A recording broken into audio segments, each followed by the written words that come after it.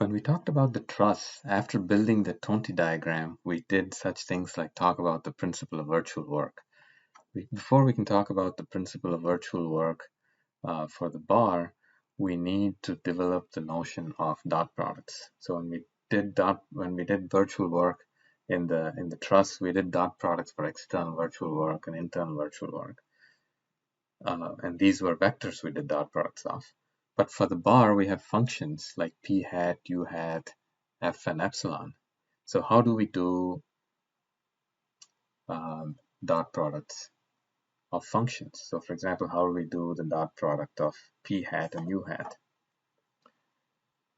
To motivate this, think about the dot product of two vectors of size n.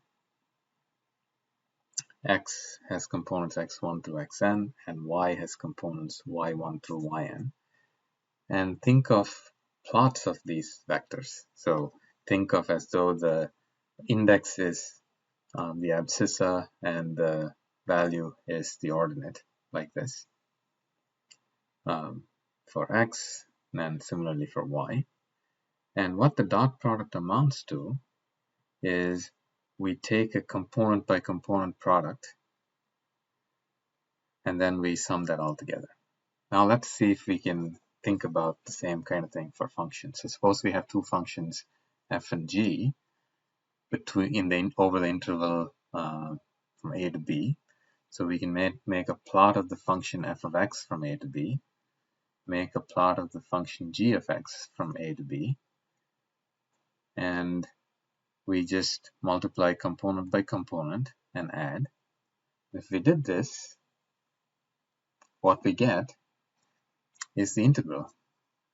So we can define the dot product of functions f and g as the integral from a to b f of x g of x dx. So as an example, let's do the dot product of the functions sine and cosine over the interval 0 to 2 pi. So that's the integral from 0 to 2 pi sine of x cosine of x 0. That's 0. So we see that sine, and we know that the dot product of two vectors is 0. We call them orthogonal. So the functions sine and cosine are orthogonal. Similarly, the functions sine x and sine 2x are orthogonal. And this is not new to us because we've seen the discrete version of the orthogonality of these trigonometric functions in a MATLAB live script in assignment 1.